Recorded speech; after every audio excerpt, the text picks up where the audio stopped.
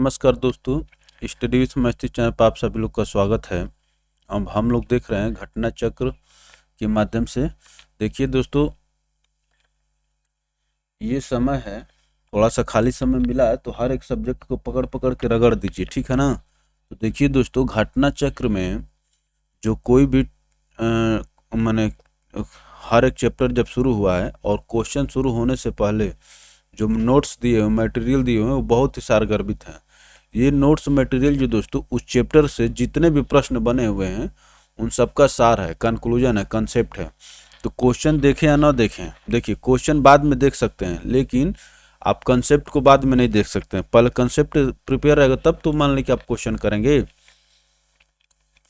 तो इसमें दोस्तों हम लोग सबसे पहले हर एक चैप्टर का एक एक वीडियो में जो कंसेप्ट वाली चीज़ें उसको देख लेते हैं। उसके बाद हम लोग जो क्वेश्चंस हैं, देखिए इकोलॉजी, इन्वायरमेंट इकोलॉजी और ज्योग्राफी हुआ, इस समय जो क्वेश्चन अपडेट होते रहते हैं जैसे करंट से रिलेट करके पूछे जाते हैं, तो उसको हम लोग जब ऑब्जेक्टिव क्वेश्चन देखेंगे दोस्तों तो हम लोग एक करंट से अपडेट करके देखेंगे, लेकिन आराम से देखेंगे, फिगर को इंक्लूड करते हुए, फिगर से समझते हुए देखेंगे, लेकिन कंसेप्ट को पहले देख लीजिए।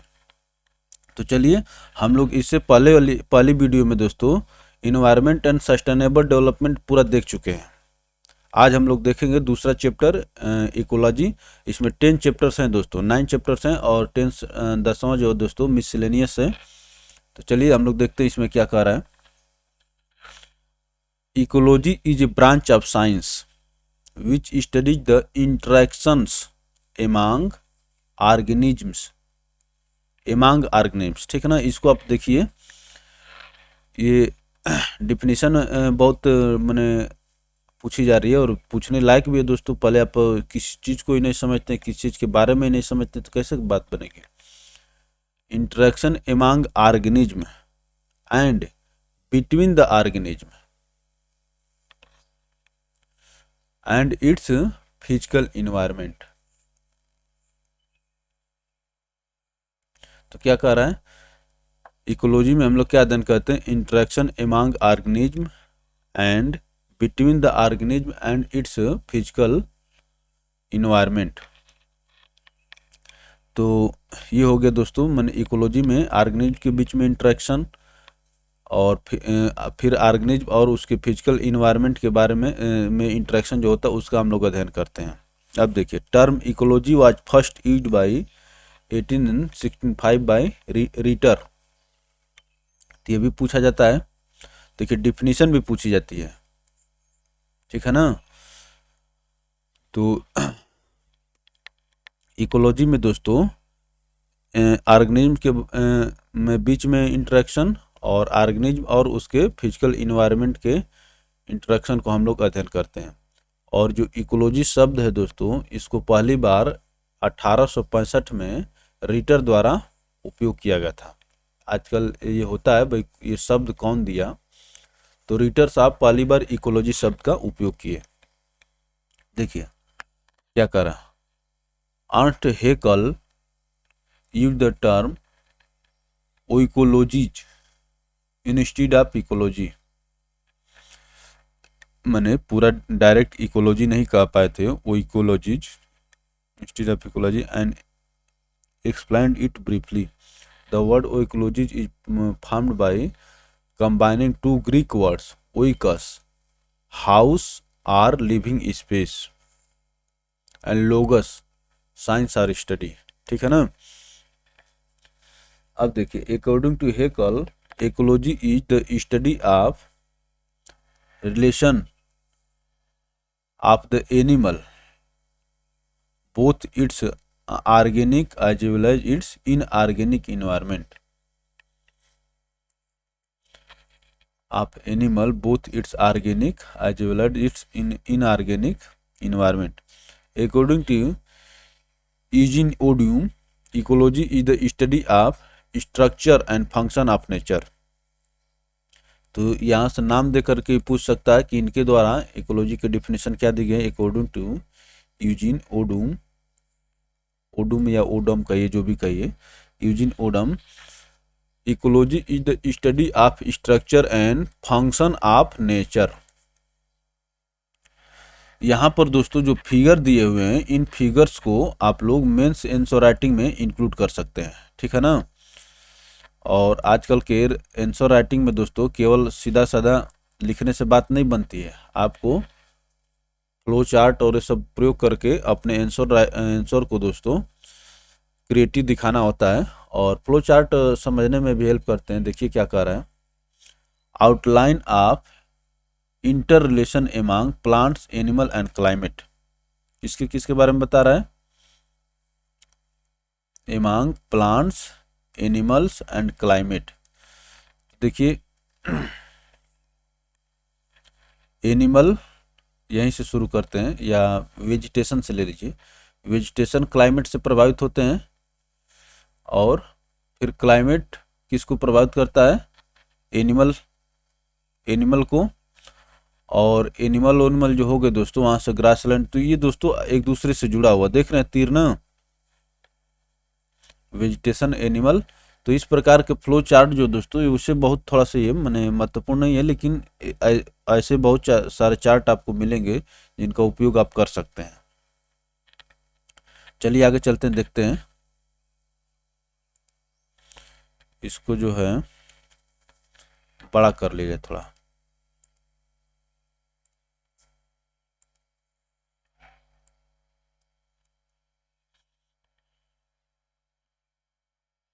अब देखिए क्या कह रहा है, now ecology has been presented with a broad dimension. Now it also includes the study of humans, society and the activity of its physical environment। तो ऑर्गेनिज्म के बारे में बात हो रही थी, लेकिन अब क्या कह रहा है, now it also includes the study of humans, society and the activities of its physical environment। It is a basic global system having biotic and abiotic component। Biotic and abiotic। In 1935 AG Tansley, देखिए ये भी पूछ रहा है, ठीक है ना, ये पूछा हुआ प्रश्न है, स्टार करके जो दिया हुआ है। देखिए स्टार तो सब जगह दिया हुआ, लेकिन एजी टांसले पूछा हुआ है, मैं आपको बताता हूँ। In 1935 AG Tansley propose the concept of ecosystem. अब तक हम लोग देख रहे थे इकोलॉजी, ठीक है दोस्तों। अब इकोसिस्टम के बारे में देखिए, propose the concept of ecosystem. According to him, ecosystem is a type of physical system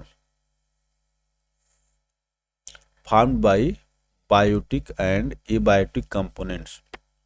According to him, ecosystem is an open system।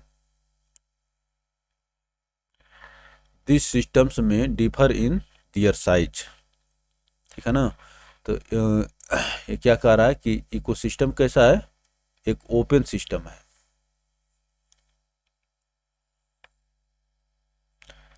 तो एजी टांसले साहब दोस्तों पहली बार इकोसिस्टम शब्द का प्रयोग किए थे, और इकोलॉजी का रीटर साहब 1865 में।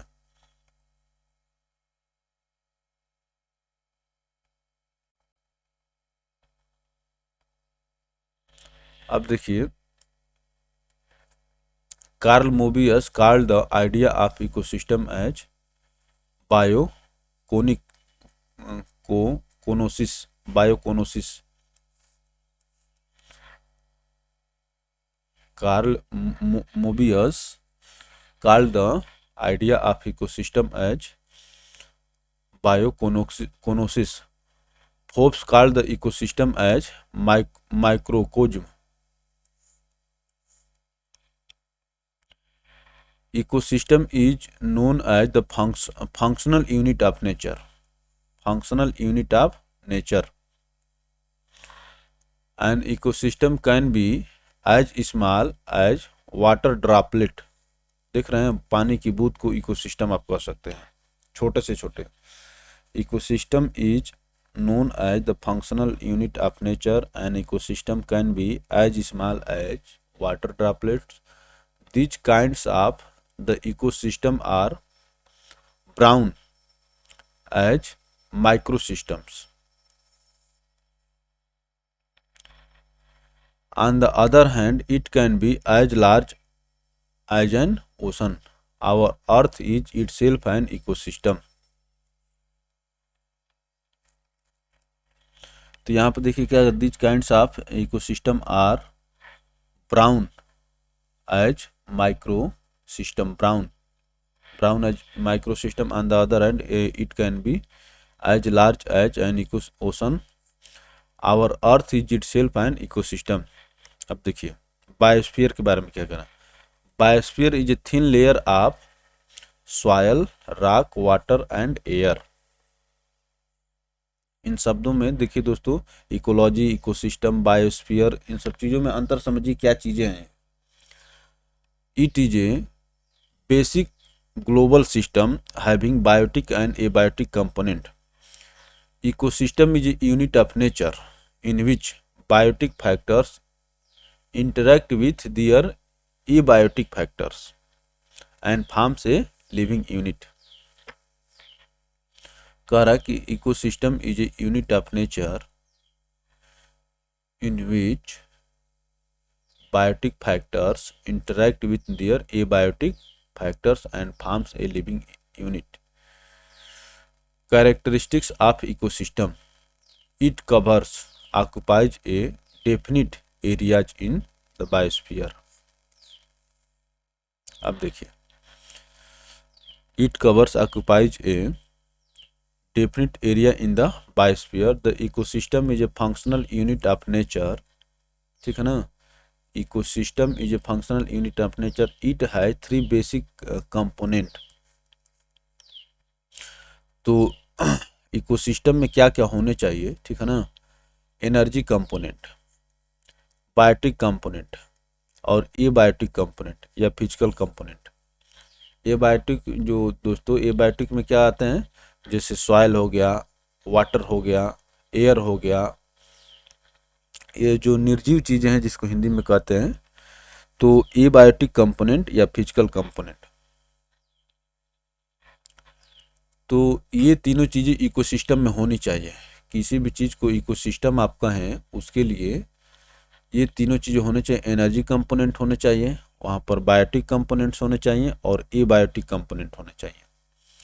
System has its own productivity.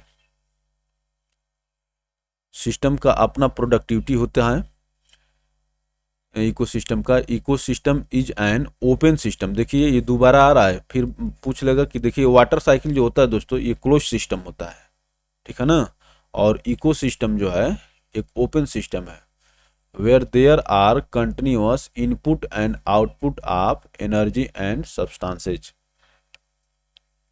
Continuous input and output of energy and substances. अब देखिए कंपोनेंट ऑफ इकोसिस्टम, तो an ecosystem is a community of living organism in conjunction with the non-living components of their environment. Things like air, water, mineral, soil interacting as a system, ठीक है ना, living, non-living component of their environment interacting as a system.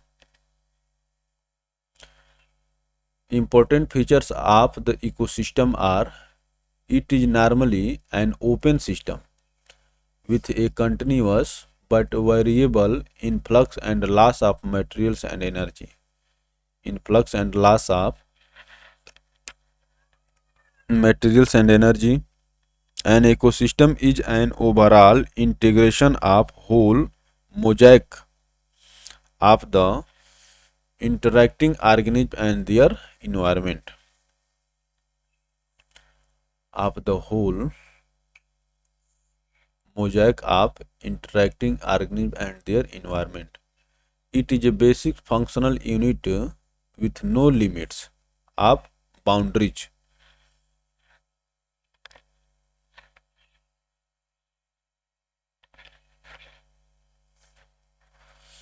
It is a basic functional unit with no limits of boundaries.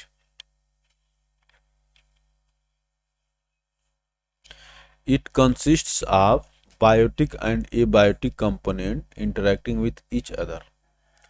Its functional unit is capable of energy. Its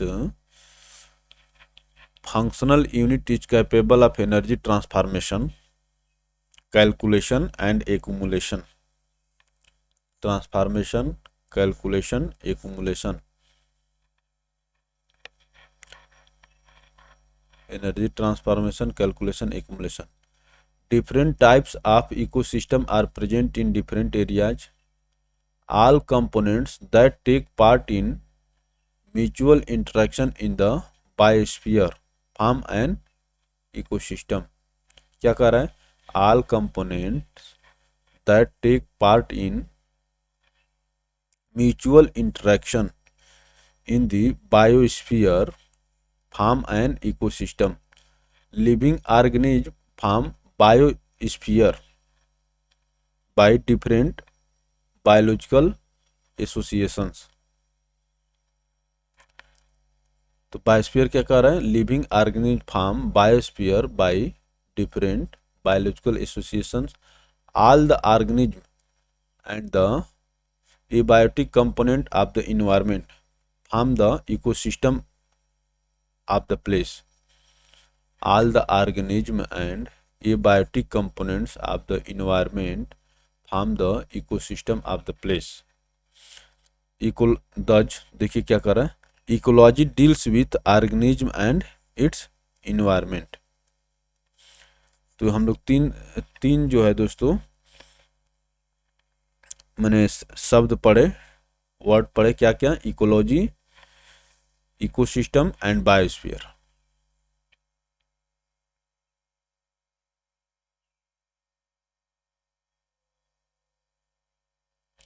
चलिए आगे चलते हैं.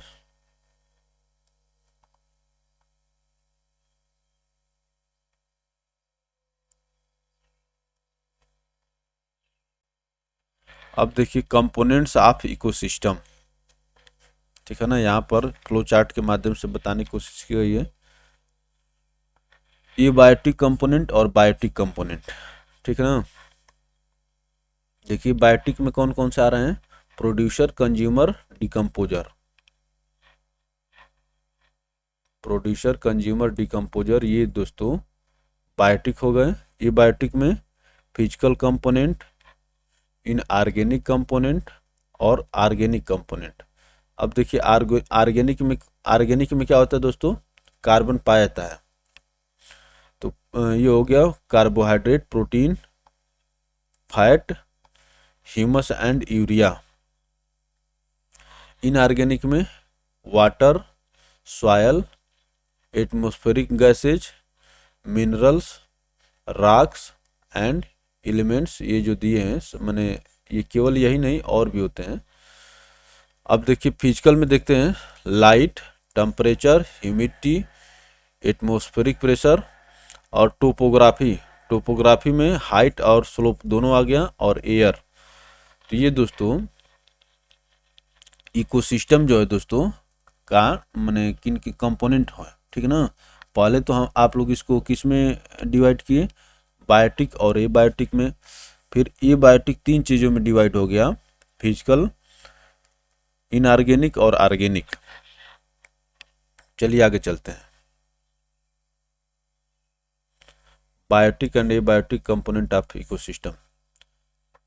The correct order of biological organisation ranging from organise to biosphere is. अब देखिए population से मिलकर के क्या बनता है? कम्युनिटी बनता है. ठीक है ना. पॉपुलेशन से मिलकर के कम्युनिटी बनता है. और फिर कम्युनिटी, जब बहुत सारे कम्युनिटी मिल जाएंगे दोस्तों तो इकोसिस्टम बनेगा. और इकोसिस्टम मिलकर के क्या बनाएंगे? लैंडस्केप बनाएंगे. देख रहे हैं? Population, community, ecosystem landscape. The number of living beings of the same caste is called their population. The number of living beings of the same castes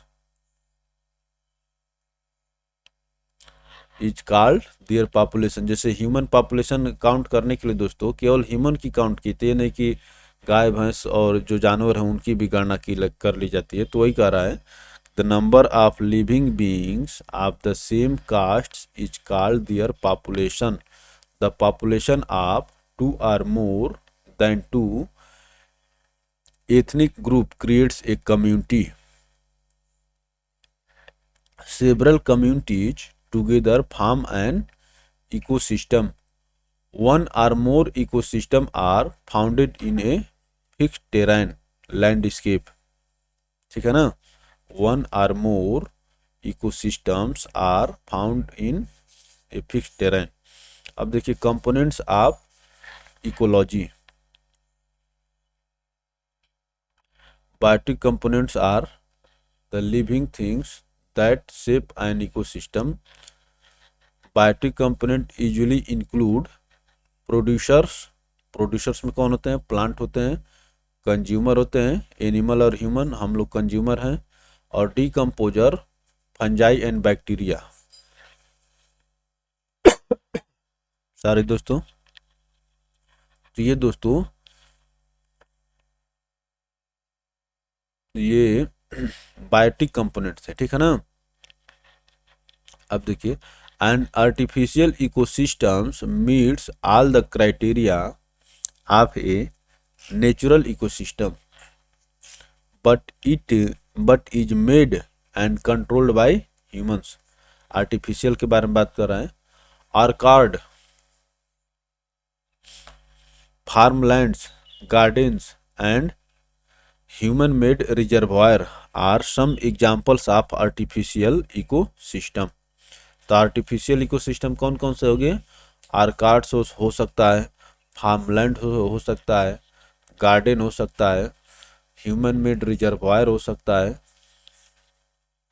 and some examples of artificial ये ecosystem. तो ये चार दोस्तों जो देख रहे हैं ये आर्टिफिशियल इकोसिस्टम के उदाहरण हैं। चलिए आगे चलते हैं।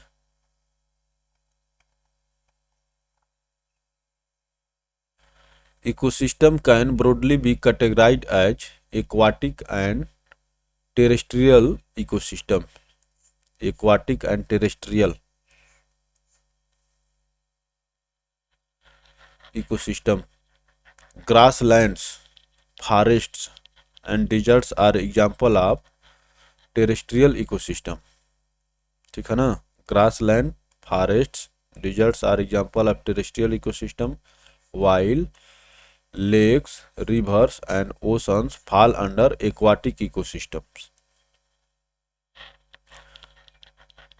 Ecosystems can be classified as, ठीक है ना, देखिए टेरेस्ट्रियल, एक्वाटिक, मैन मेड। तो टेरेस्ट्रियल में कौन कौन से आ गए? Forest, grassland, desert. और एक्वाटिक में नॉन सेलाइन वाटर, फिर सेलाइन वाटर। तो देखिए नॉन सेलाइन वाटर में कौन कौन हो गए? पॉन्ड, लेक और वाटरफॉल। और सेलाइन लेक, एस्चुअरी, ओशन।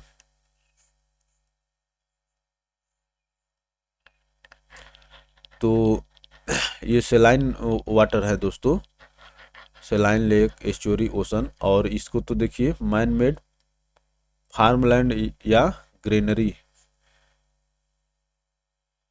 एक एक्वारियम,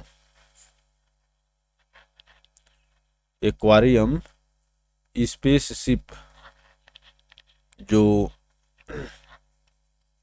दोस्तों इंटरनेशनल स्टेशन पर जो शिप्स जाते हैं स्पेस शिप्स, उसमें भी दोस्तों वो पूरा इकोसिस्टम क्रिएट किया रहता है, ठीक है ना, ताकि आदमी वहाँ पर सरवाइव कर सके।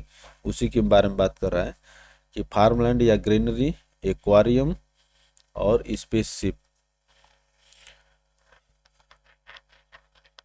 Agriculture under human ecosystem has been instrumental to the existence of society and development. Aquatic system refers to living and non-living parts of a water body and interaction that takes place among them. Aquatic ecosystems can be categorized in the marine ecosystem and freshwater ecosystem.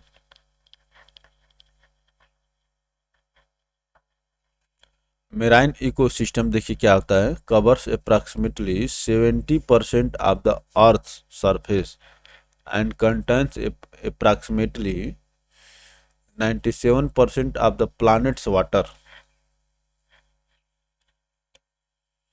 ठीक है ना।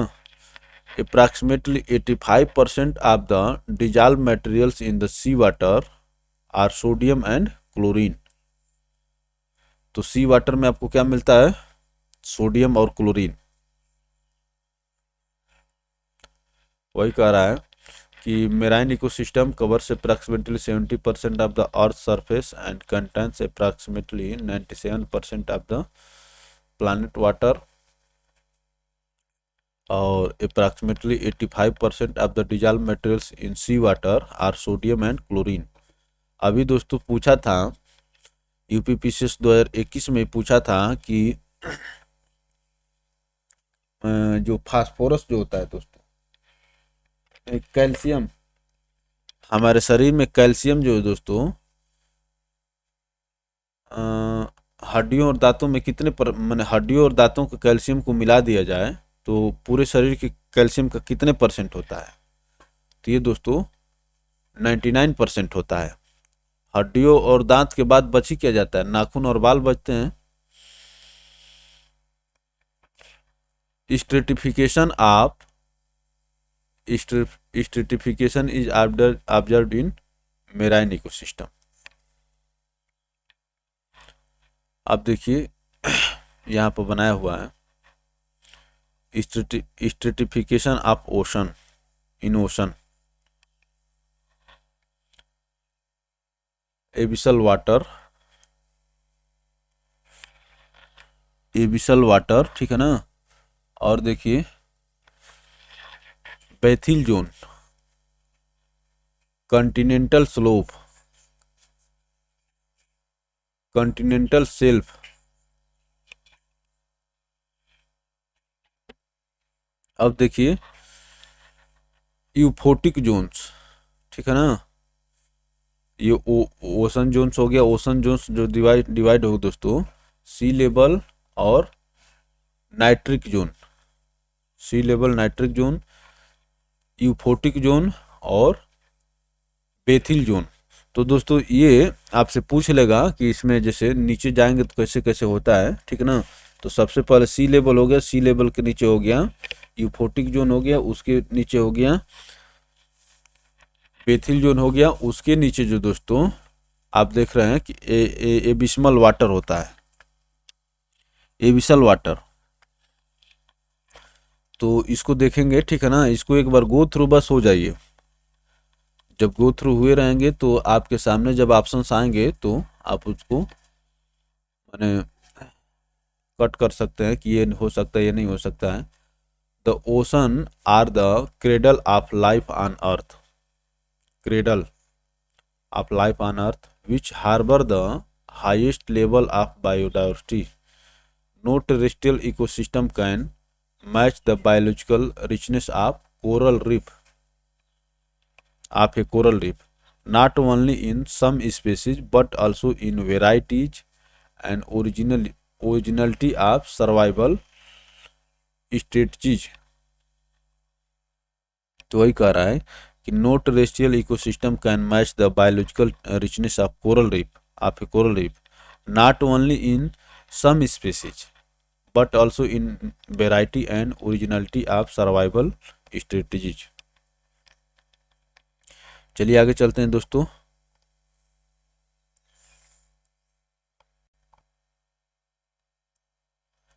Ecological imbalance, किसी भी चीज में balance होना जरूरी है दोस्तों। तो देखते हैं the disruption of natural balance of an ecosystem by nature or human caused disturbances is known as ecological imbalance. Wildlife conservation and prevention of environmental pollution is helpful in maintaining ecological balance. So wildlife conservation, wildlife and prevention of environmental pollution. Deforestation is one of the main cause of ecological imbalance in India. तो भारत में मुख्य कारण क्या है दोस्तों? Deforestation is one of the main causes of ecological balance in India, while desertification, floods and famines and rainfall variations are secondary causes. तो ecological imbalance होने का दोस्तों इंडिया में प्राइमरी काज क्या है? डिफॉरेस्टेशन है। उसके बाद जो सारी चीजें आती हैं। अब देखिए काजेज ऑफ डिफॉरेस्टेशन किस किस कारण से किया जा रहा है तो सबसे पहले अर्बनाइजेशन, वनों को काटकर, जंगलों को काटकर दोस्तों शहर बनाए जा रहे हैं। हेवी डिमांड ऑफ पेपर, ठीक है ना। ये देखिए कितना बढ़िया फ्लो चार्ट है, इसको लिखेंगे, इससे बढ़िया है फ्लो चार्ट में बना देंगे। Natural disasters, conversation of forest land into grazing land,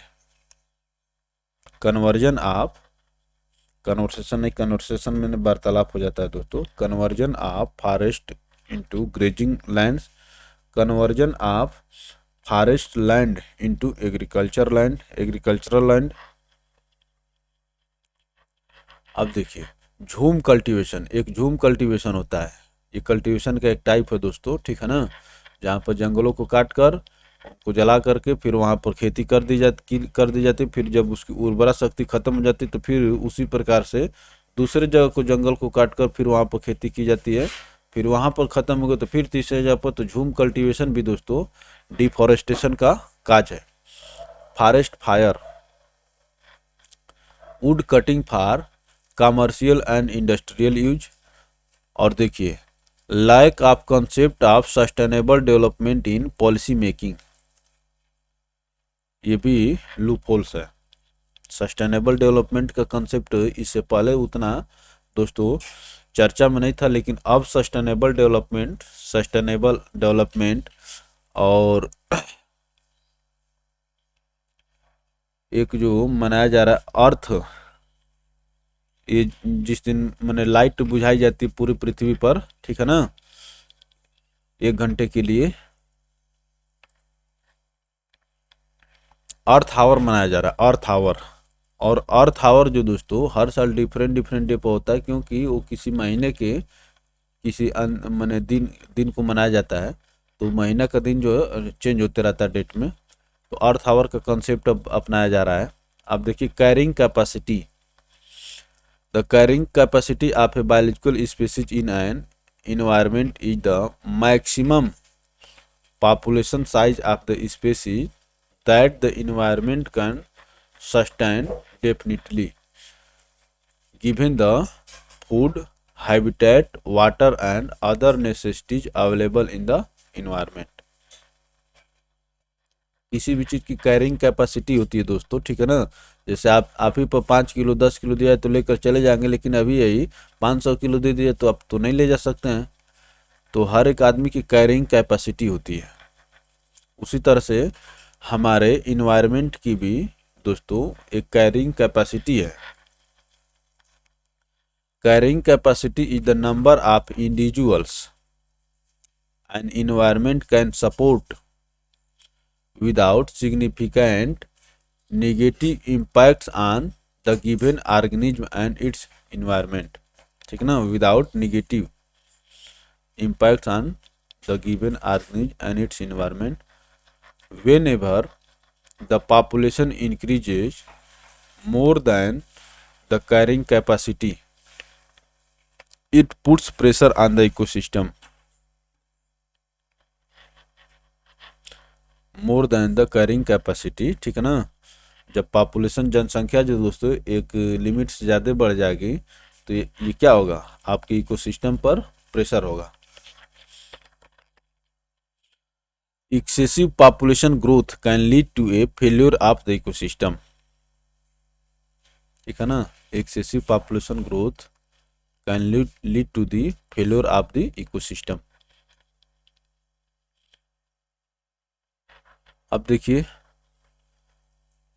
graph of population growth yes shift के रिप्रेजेंट द बियरिंग कैपेसिटी। ठीक है ना, कि यहाँ पर अभी जो के मिलेगा, graph of population growth S shift. ठीक ना, तो पॉपुलेशन ग्रोथ का जो ग्राफ होता है दोस्तों एस शिफ्ट का होता है। और देखिए यहाँ पर बता रहा कि रिप्रेजेंट द बियरिंग कैपेसिटी, ये टाइम है और नंबर ऑफ सिंगलेस। तो ये देखिए दोस्तों बियरिंग कैपेसिटी है। ठीक ना, इससे ज़्यादा आप ऊपर जाएंगे तो फिर काम गड़बड़ हो जाएगा।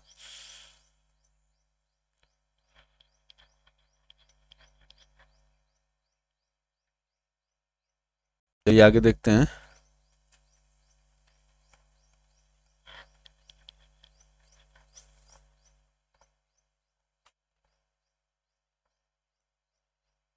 अब देखिए यहाँ पर the biotic component is the maximum reproductive capacity of an organism, biotic potential. ठीक है ना, पोटेंशियल के बारे में बात कर, ये कंपोनेंट में पढ़ दिया था इसको। The biotic component is potential is the maximum reproductive capacity of an organism under optimum environmental conditions. It is denoted with letter R. However, there is a limit beyond which the environment cannot sustain organismal growth. This limit is called carrying capacity. Food web या food chain, इसके बारे में आप लोग बहुत सुने हैं। ठीक है ना, the most obvious aspect of nature is that energy must pass from one living organism to another। ठीक है ना, एनर्जी पास होती है one living organism to another. when herbivorous animals feed on plants, energy is transferred from plants to animals in an ecosystem. Some of the animals feed on other living organisms while some feed on dead organisms. This forms the food chain. Each chain usually has only 4 to 5 such links. 4 to 5 such links. Any substance consumed to provide nutritional support for an organism is called food. ठीक ना, any substance consumed to provide nutritional support for an organism is called food. Food chain depicts the flow of energy from different organisms in an ecosystem. Notably, this flow is unidirectional, माने ऊर्जा फिर reverse नहीं आती है। तो ecosystem में दोस्तों open system होता है और देख रहे हैं ना, फूड चेन दोस्तों यूनिडायरेक्शनल है। The correct order of different components in one of the food chain is as follows. Grass जो हो गई दोस्तों प्रोड्यूसर हो गई, ग्रास होपर दोस्तों प्राइमरी कंज्यूमर हो गया, और फ्रॉग जो हो गया दोस्तों सेकेंडरी कंज्यूमर हो गया, और स्नेक जो हो गया दोस्तों टर्शियरी कंज्यूमर हो गया। ठीक है ना, टर्शियरी कंज्यूमर। अब देखिए, grass, goats and human form a food chain.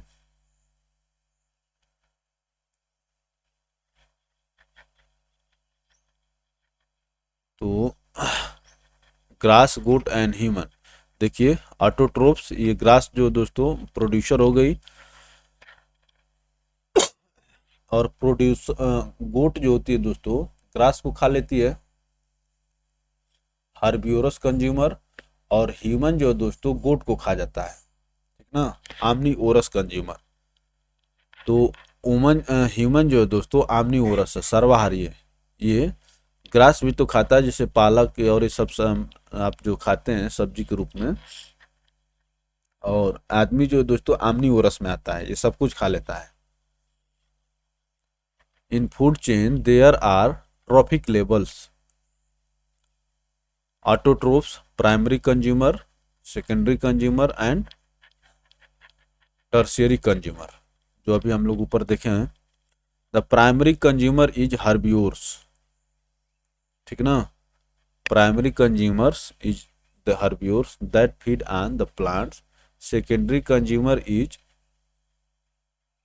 Small carnivore feeding on the primary consumers, ठीक है ना, secondary consumer is small carnivores and the tertiary consumer is larger carnivores. भाई कुछ ऐसे होते हैं जो केवल केवल मांसाहारी होते हैं, तो वो लार्जर में आ जाएंगे। और वही कह रहा है कि secondary consumer is small कार्नियोर्स।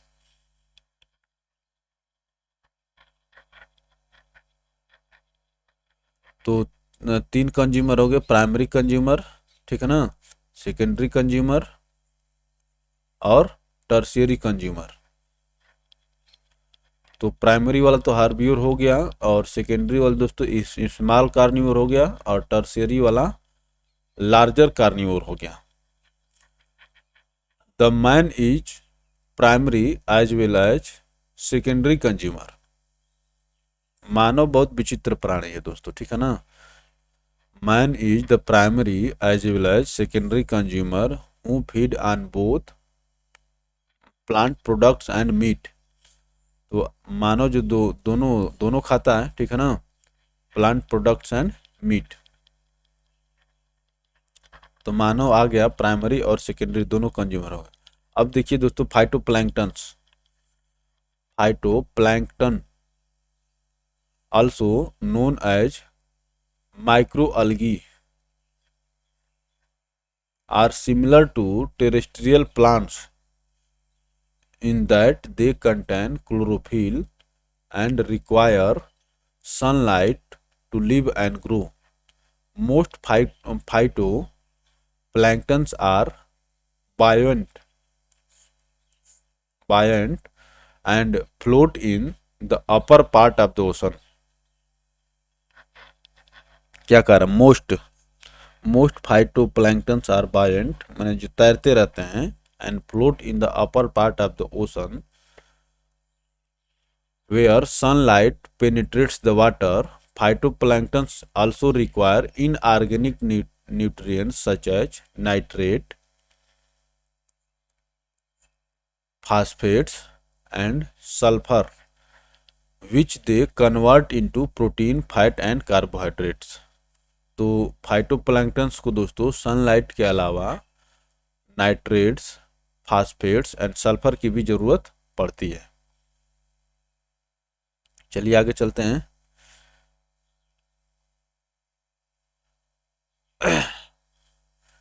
Primary producer and ecosystem, किस इकोसिस्टम में कौन प्राइमरी प्रोड्यूसर्स होते हैं, ठीक ना। तो फाइटोप्लैंक्टन्स जो होते हैं दोस्तों ocean and deep water, ocean or deep water. Rooted plants, जो रूटेड प्लांट्स होते हैं दोस्तों ये सैलो वाटर में होते हैं, छिछले माने जहाँ पर कम पानी होता है। Grasses of different kind and forest plants, ये grassland of crop plants, cropland. Mainly herbivores in a food chain are considered as primary consumer. Herbivores, ठीक है ना? Mainly herbivores in a food chain are considered as primary consumer. Deer is herbivores, hence it is a primary consumer. Deer के बारे में बात करें, हिरण. Deer is a herbivores, hence it is a primary consumer and falls under decomposer and primary consumers both. तो ये देखिए, जो चींटी जो होती है दोस्तों, ये डिकम्पोजर भी और प्राइमरी कंज्यूमर भी है.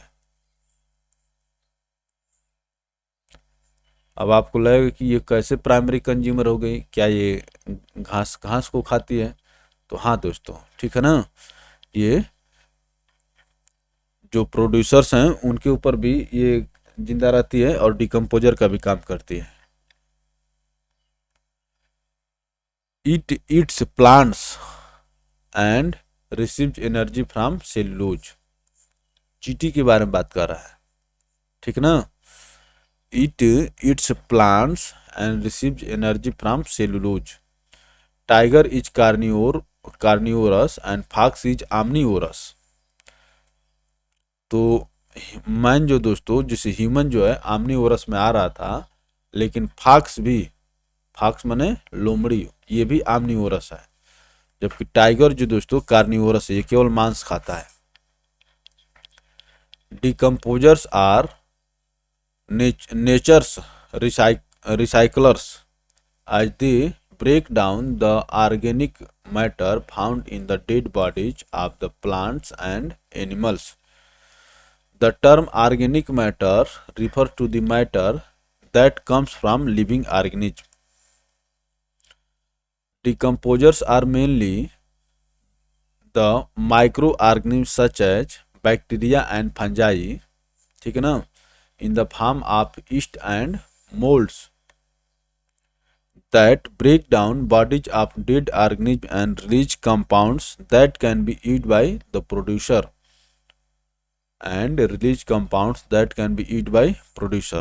तो ये दोस्तों घूम फिर के वहीं पर आता है. The common marine food chain is as follows. Marine मैंने मेराइन, ठीक है ना, मेराइन फूड चेन के बारे में बात कर रहा है.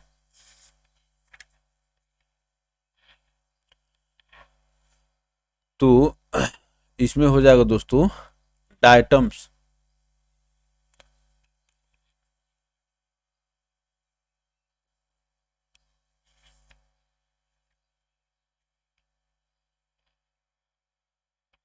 Diatoms, crustaceans and herring. DCH याद रखिए, DCH, ठीक ना. DCH आपसे पूछ लेगा किसके बारे में. ये the common marine food chain is as follows. ये मेराइन का फूड चेन है. डाइटम्स, क्रस्टेशियंस, ठीक है ना, और हेरिंग्स. डाइटम प्रोड्यूसर हो गए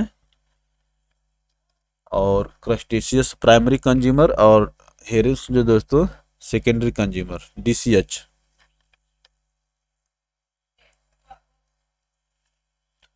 अब देखिए flow of energy. The flow of energy in the ecosystem is unidirectional और one directional. The energy enters the plants from the sun through photosynthesis during the making of food. This energy is then passed on from one organism to another in a food chain. The energy given out by the organism as heat is lost to the environment. क्या करें? The energy given out by the organism as heat is lost to the environment.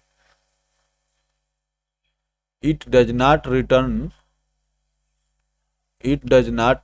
to be eaten by the plant again.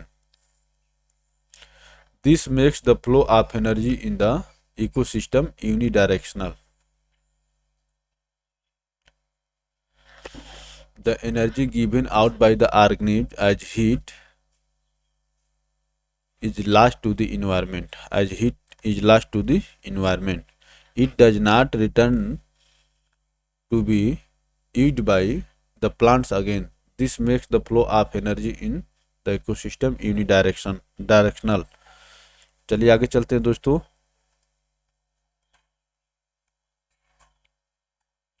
यहाँ पर देखिए flow chart of energy in ecosystem, in the ecosystem. तो देखिए सन जो दोस्तों primary energy source है किसी भी चीज के लिए।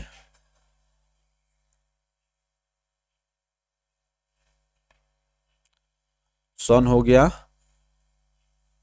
सन से आगे प्रोड्यूसर्स आगे दोस्तों, ठीक है ना। प्रोड्यूसर से आगे हार्बियोर्स।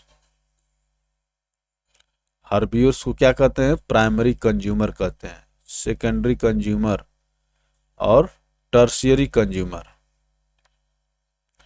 फ्लो ऑफ एनर्जी ये दिखाया है, ठीक है ना, ऐसे जा रही है। तो herbivores, carnivores and top कार्नियोर्स।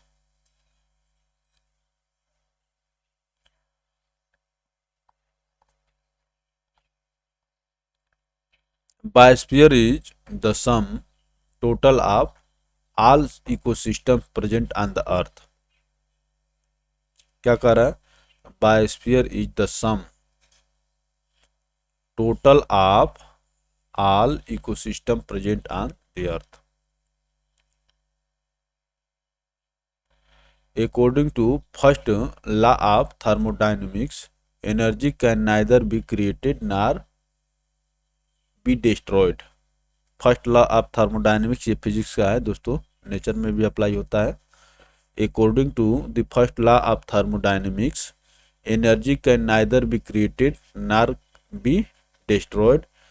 Energy can be change from one form into another. According to the second law of thermodynamics, during the process of energy conversion, a part of energy is always lost in the form of heat, so the product will always have lesser energy than their constituent matters from which product is formed। तो कह रहा है कि first law क्या कह रहा है? Energy can neither be created nor can be destroyed, ठीक ना, नॉर बी डिस्ट्रॉयड। और सेकेंड लॉ क्या कह रहा है कि कुछ जो ऊर्जा दोस्तों हमेशा लास्ट हो जाती है। According to the second law of thermodynamics, during the process of energy conversion, a part of energy is always last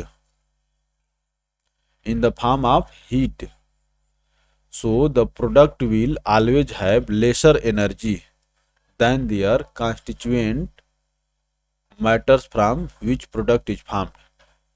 अब देखिए, magnitude of energy always decreases when it passes from one trophic level to another. One trophic level to another, magnitude. It is notable that herbivores can only assimilate 10% part of the gross productivity of the product। It is notable that, ये Lindeman का नियम कहलाता है, ठीक ना। It is notable that herbivores can only assimilate 10% part of the gross productivity of the product. The 10% law of transfer of energy from one trophic level to the next was introduced by Raymond Lindeman, ठीक है दोस्तों, Raymond Lindeman. ये पूछता है दोस्तों in 1942, 10% law of transfer of energy, Raymond Lindeman in 1942।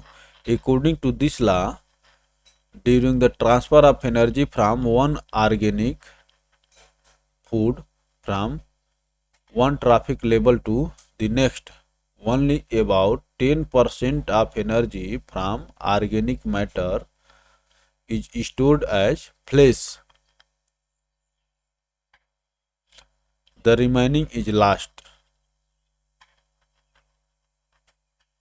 during transfer, broke down, and broke down in respiration or lost in incomplete digestion by higher trophic level.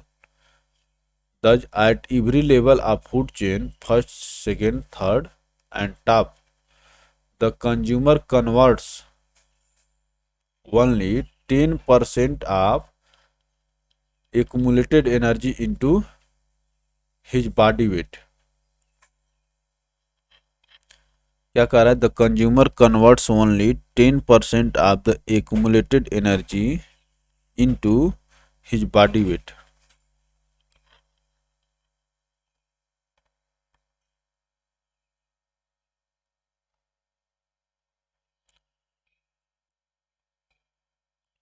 There are four types of trophic level in the food chain of ecosystem. They are first trophic level. First trophic level में कौन आ गए? Producers या autotrophs. Second trophic level primary consumer. Third trophic level secondary consumer. Fourth trophic level tertiary consumer. ये भी हो गए autotrophs, हार्बिवोर्स, carnivorous, carnivorous. तो third और फोर्थ जो तो ये कार्निवोरस होते हैं। Decomposers feed on all the above trophic level. Decomposer सब पे मौज बनाते हैं, ठीक है ना। अब देखिए इसमें एक आता है पिरामिड का कंसेप्ट दोस्तों, ठीक ना।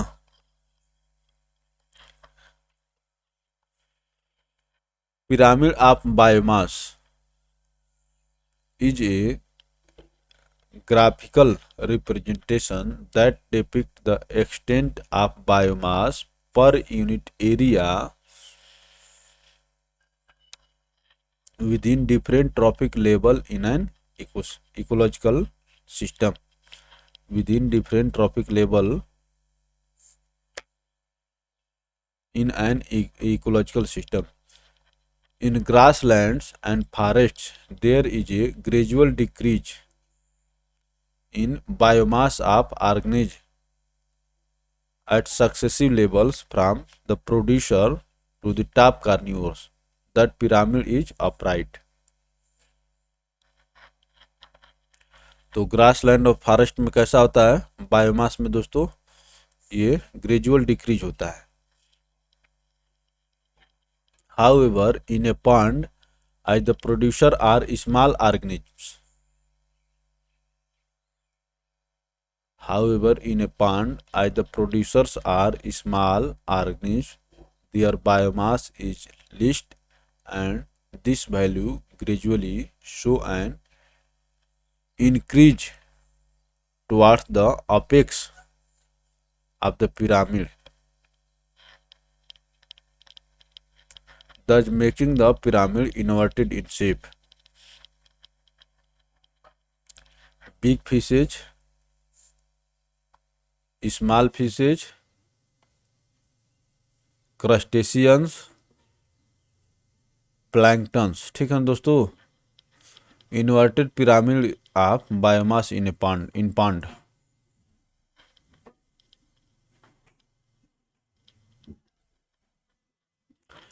बायोलॉजिकल मैग्निफिकेशन, बायोलॉजिकल मैग्निफिकेशन का भी कंसेप्ट बहुत तगड़ा है दोस्तों, ठीक है ना।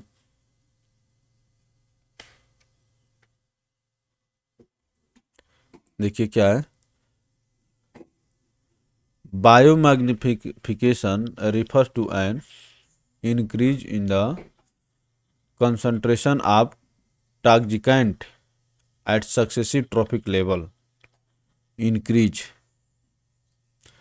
This happens because the toxic substance is accumulated by an organism which cannot be metabolized or excreted and is thus passed on to the next trophic level.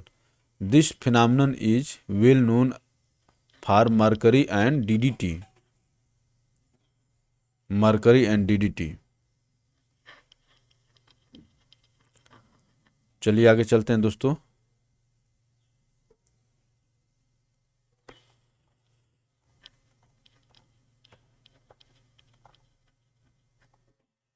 क्या कह रहा है कि DDT is a chemical substance which can not be biologically recycled. Its concentration increase in the organism from lower trophic level to higher trophic level. Snake is a tertiary consumer, so the concentration of DDT will be found more. Snake के बारे में बात कर रहा है। Snake is a tertiary consumer, so the concentration of DDT will found more. It is deposited in fatty tissues of an organism. DDT is an insecticide. ठीक है ना, डीडीटी क्या है? एक इंसेक्टिसाइड है। Bionomics and biomagnification. क्या कर रहा है? In ecology bionomics, bio means life and nomos means law, is the comprehensive study of an organism and its relation to its environment. In ecology, bionomics is the comprehensive study of an organism and its relation to its environment. It is synonymous to ecology. वही मैं कह रहा हूँ दोस्तों, वे बहुत closely related होते हैं। It is synonymous to ecology.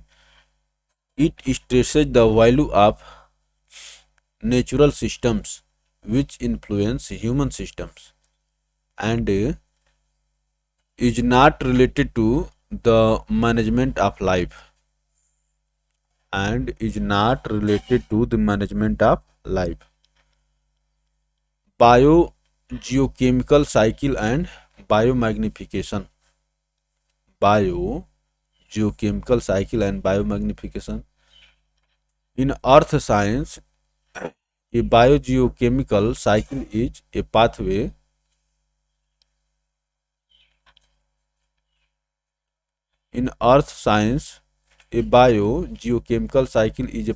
by which a chemical substance moves through both biotic and abiotic components of the earth. Biogeochemical cycles of nitrogen, phosphorus, carbon, etc. are found in nature. These are mainly of two kinds. ठीक है ना? Biogeochemical cycles, ठीक है, दो प्रकार कौन कौन से हैं? गैसियस साइकिल और सेडिमेंट्री साइकिल्स। ठीक है ना, gaseous cycle and sedimentary cycles. Oxygen nitrogen cycle, ये दोस्तों सेडिमेंट्री, ये calcium, phosphorus, sulphur and potassium cycle. Types of biogeochemical cycle. ठीक है ना, आगे चलते हैं। Ecological succession is the gradual process by which ecosystem change and develop over time. Ecological succession is the gradual process by which ecosystems change and develop over time. In grasslands, the trees have already been cleared away due to fires and in the past. क्या कह रहा है? In grasslands, the trees have already been cleared away due to fires in the past, which also changes the ground composition. Without the trees to hold them, water washes away most of the soil and underlying ground becomes the pioneer pollution. ठीक ना, and underlying ground becomes the pioneer pollution which is then replaced by grass.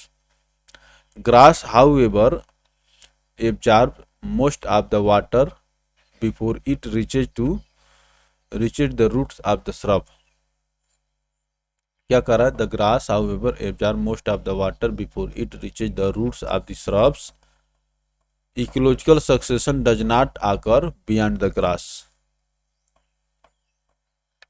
Ecological succession does not occur beyond the grass. चलिए आगे चलते हैं दोस्तों. इससे बस एक बार गो थ्रू हो जाइए. देखिए क्या कर रहा है. F Clement studied different species of plants and gave a generally agreed upon definition in 1916. According to him, biotic succession is a natural process of displacement of one particular community by another in a particular area. तो जब Clement जो है दोस्तों biological succession के बारे में बताए हैं.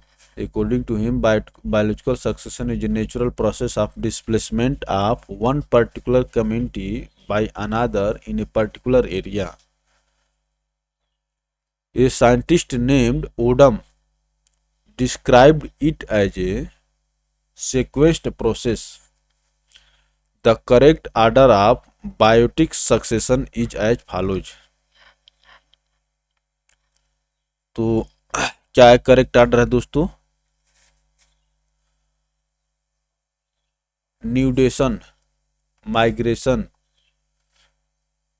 इसेसिस, रिएक्शन, स्टेबलाइजेशन. तो कितने इसमें टर्म हो गए? माने 1 2 3 4 और 5. पहला क्या है? न्यूडेशन, उसके बाद माइग्रेशन, उसके बाद इसेसिस, उसके बाद रिएक्शन, उसके बाद स्टेबलाइजेशन. नमेर्स, ठीक ना? नमेर्स याद रखेंगे. इसको पूछ लेगा इसी प्रकार से आपको क्रम मिलाने को, तो फिर दिक्कत हो जाएगी. नमेर्स स्टेजेज ऑफ बायोलॉजिकल सीक्वेंसिंग. अब देखिए हम लोग देखेंगे इन्वायरमेंटल मूवमेंट. बहुत सारे मूवमेंट भी इन्वायरमेंट को बचाने के लिए.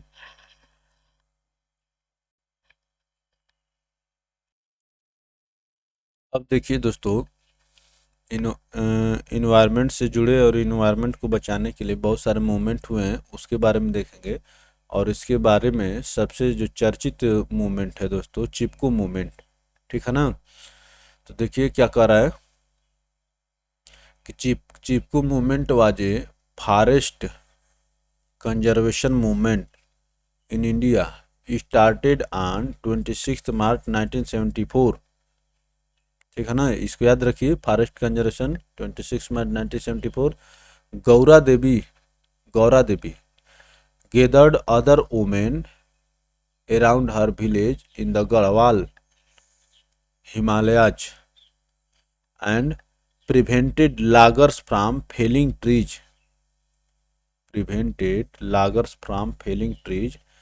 By sticking to the trees. चिपक करके, इसीलिए इसका नाम चिपको मूवमेंट हो गया. तो 1974 गौरा देवी और Garhwal Himalaya.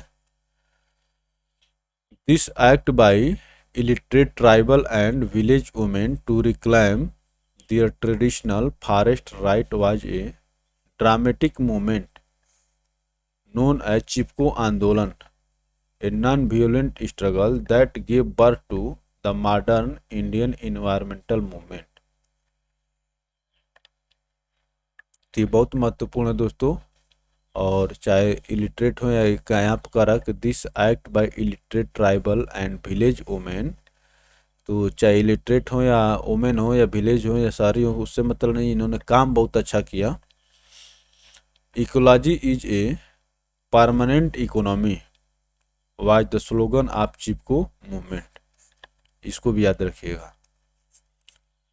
Ecology is permanent economy was the slogan of Chipko movement. Narmada बचाओ आंदोलन was against the construction of multi modal dam on the Narmada river. अब देखिए, Appiko movement was started in Karnataka for environmental protection. Appiko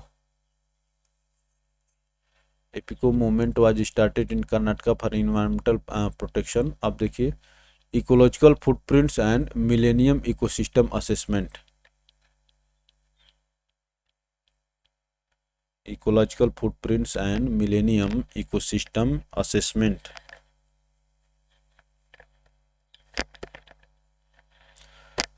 The ecological footprints is a measure of human demand on the earth ecosystem। The ecological footprints is a measure of human demand on earth ecosystem।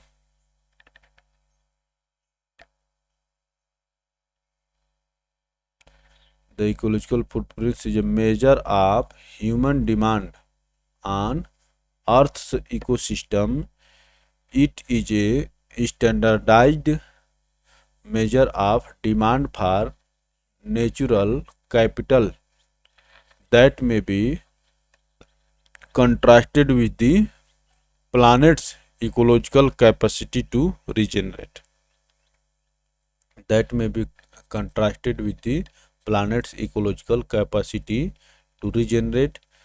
It can be defined as the biologically productive area required to provide for everything people need to sustain their life। It includes fruit, vegetables, wood, fiber, fossil fuel use, and also the release of carbon dioxide। Its unit is global hectare. देखिए, अभी आपसे पूछेगा कि ecological footprints का दोस्तों unit क्या है, तो ग्लोबल हेक्टेयर है।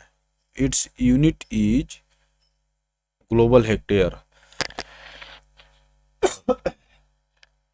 चलिए आगे चलते हैं।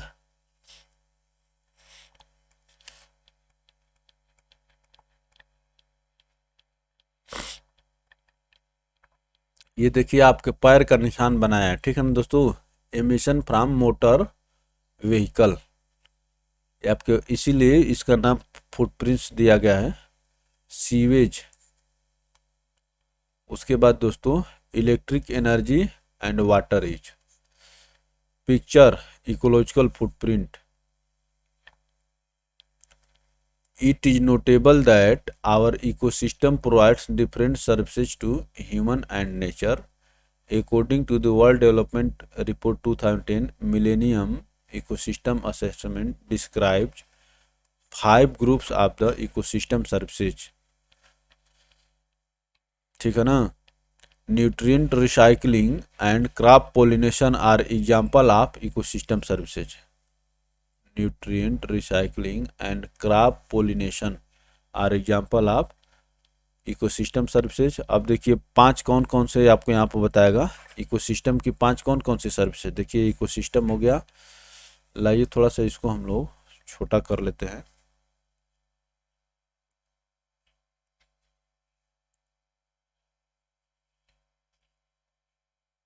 फिर बड़ा कर लिया जाएगा बाद में।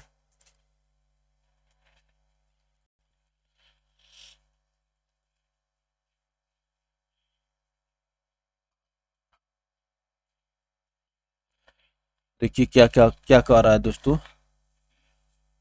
इकोसिस्टम सर्विसेज, प्रोविजनिंग सर्विसेज, ठीक है ना। प्रोविजनिंग सर्विसेज में क्या हो गया, production of food and water. Regulating services, control of climate and disease. Supporting services, nutrient cycle and crop pollination. Cultural services, spiritual, educational, recreational services, ठीक है ना। एजुकेशनल और रिक्रिएशनल इसी में है, थर्ड पॉइंट वाले में ये। अब देखिए, preserving services, diversity maintains, maintenance. तो different services of the ecosystem है ये। इकोसिस्टम के क्या क्या काम है दोस्तों, ये आपको बताया यहाँ पर। चलिए आगे चलते हैं। अब यहाँ पर फिर बड़ा कर लिया जाए।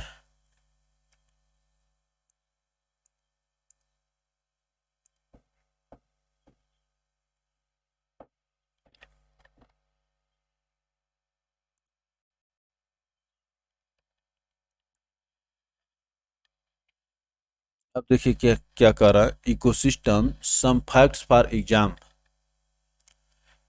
इक्विलिप्टस is known as environmental evil.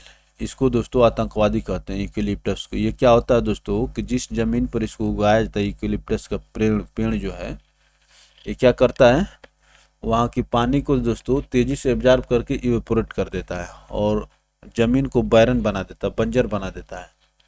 Eucalyptus is known as environmental evil.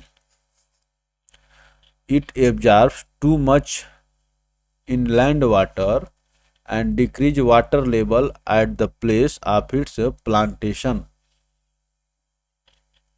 वही जो मैं आपको बता रहा था, it absorb too much inland water and decreases water level at the place of its plantation. It is mostly found in Australia. Eucalyptus Australia में ज़्यादा पाया था, अपने यहाँ भी लगाए जा रहे हैं लेकिन ऑस्ट्रेलिया मान लीजिए कि वहाँ के तुलना में दोस्तों यहाँ पर बहुत कम है अभी।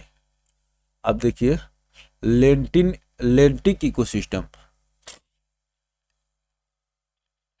लेंटिक ecosystem refer to the static water habitats, ठीक ना। Static water habitats like ponds, lakes, swamps and marshes. Lotic ecosystem refer to the dynamic water bodies like river. तो लेंटिक और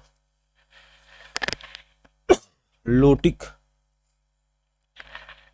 लेंटिक में दोस्तों क्या है, स्टेटिक हो गया और लोटिक में लौट रहा है अर्थात बह रहा है, ठीक ना। Lotic ecosystem refer to the dynamic water habitats like rivers. Ecotone is a region of transition between two biological communities. Ecotone is a region of transition between two biological communities. Community A forest, ठीक ना, community B grassland। तो इस इनके बीच जो दोस्तों transition वाला area है इसको इकोटोन कहते हैं। It status of ecotone in ecosystem. Status of ecotone in ecosystem. Oceanic ecosystem is the most stable ecosystem. क्या कह रहा है ये भी पूछा जाता है। तो oceanic ecosystem is the most stable ecosystem. तो ये एग्जाम रिलेटेड आपको फैक्ट बताएं तो इसमें देखिए term ecosystem was coined by AG Tansley. ये पूछा हुआ, कई बार पूछा हुआ है। Order of ecosystem productivity is decreasing in decreasing order, ठीक ना, ये भी पूछा हुआ है।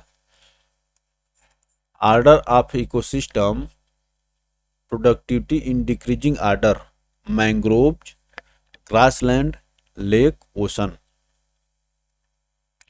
एमजी येलो,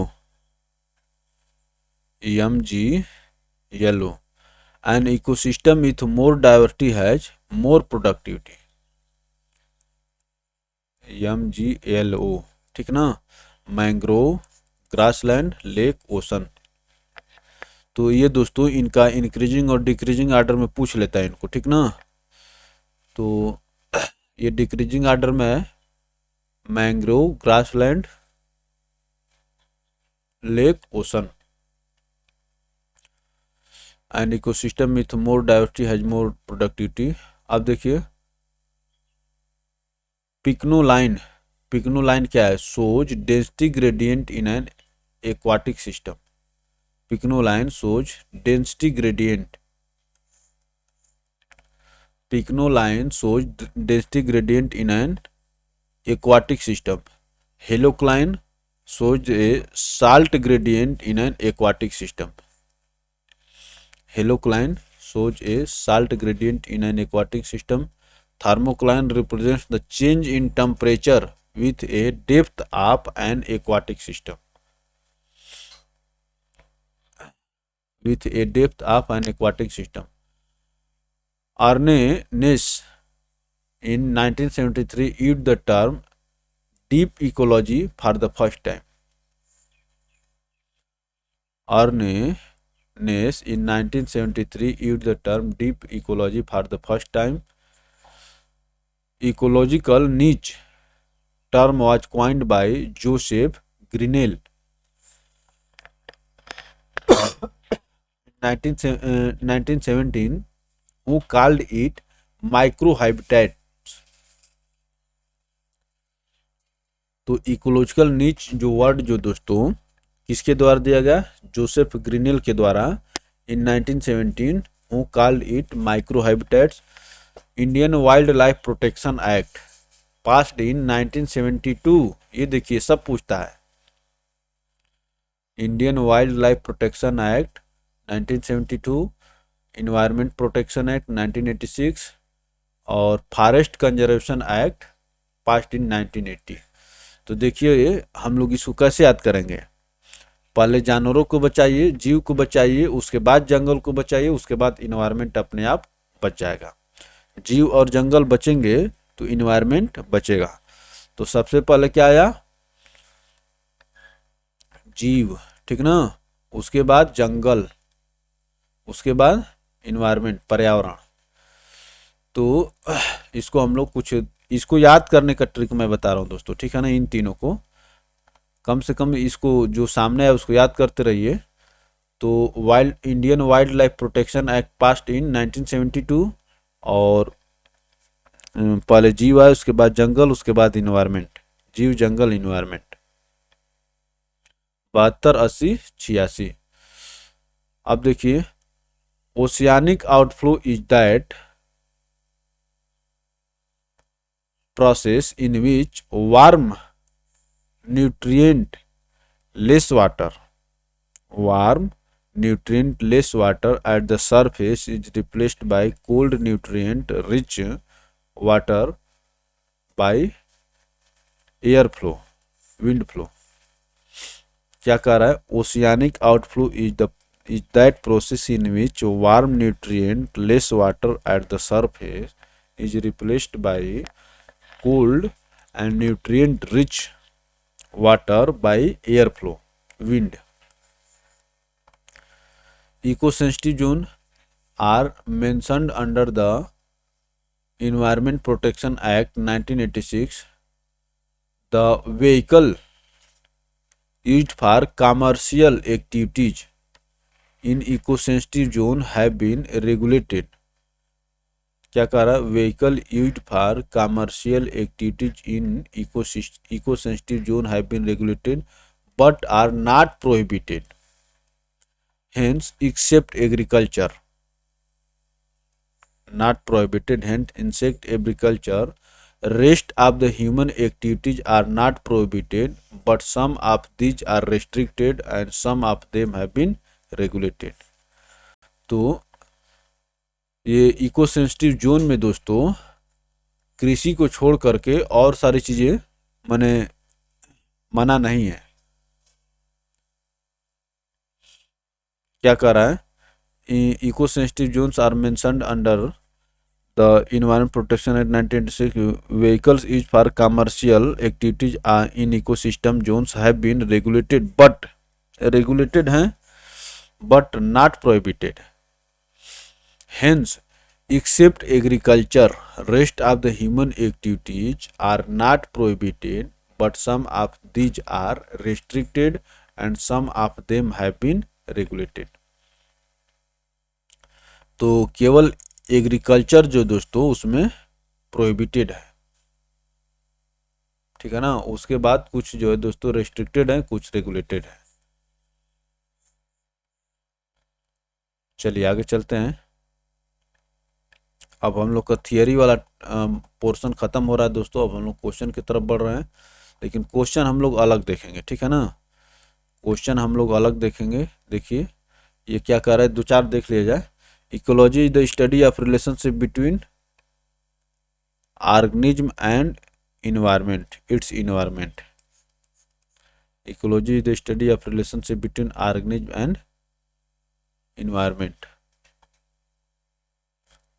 अब ये सब पढ़ने की जरूरत नहीं। टर्म इकोसिस्टम आज प्रोपोज्ड बाय एजी टांसले। मैं आपको बताया था कई बार कि ये पूछा गया है, ठीक ना। Ecosystem, AG Tansley.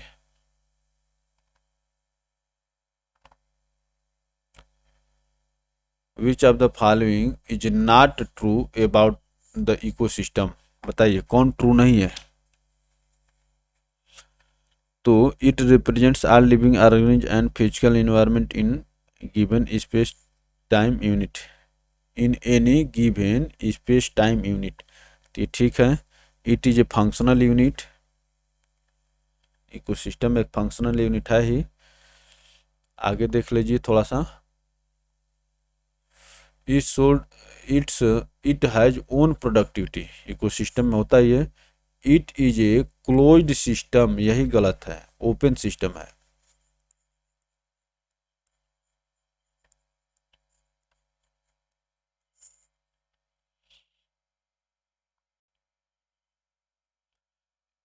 ये क्या कह रहा है कि it is normally an open system with A continuous but variable influx and loss of materials and energy. तो इनको दोस्तों हम लोग आराम से फिर जब ये देखेंगे, क्योंकि इसको अगर क्वेश्चन पूरा देखा जाएगा दोस्तों तो वीडियो हो जाएगी लंबी, ठीक है ना।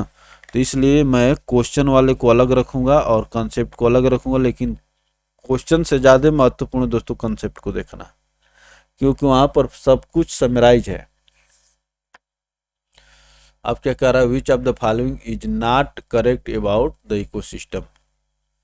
तो यही देखिए क्लोज दे दिया है, इकोसिस्टम ओपन है, बाकी और सब चीज़ तो बाद में देखा जाएगा। तो चलिए दोस्तों हम लोग इस वीडियो में इतना ही देखते हैं, ठीक है ना। अगर अच्छा लगे तो वीडियो को लाइक करके शेयर करें ताकि आपके दूसरे मित्र तक भी पहुंचे, और चैनल को सब्सक्राइब करके घंटी के आइकन को प्रेस कर लीजिए। आपका सब्सक्रिप्शन, लाइक और सब्सक्रिप्शन ही दोस्तों मुझे और मेरी टीम को अच्छा काम करने के लिए मोटिवेट करता है, और किसी भी काम को अच्छे से करने के लिए मोटिवेशन बहुत ज़रूरी है। चलिए आप सभी को पुनः धन्यवाद। मिलते हैं हम लोग फिर।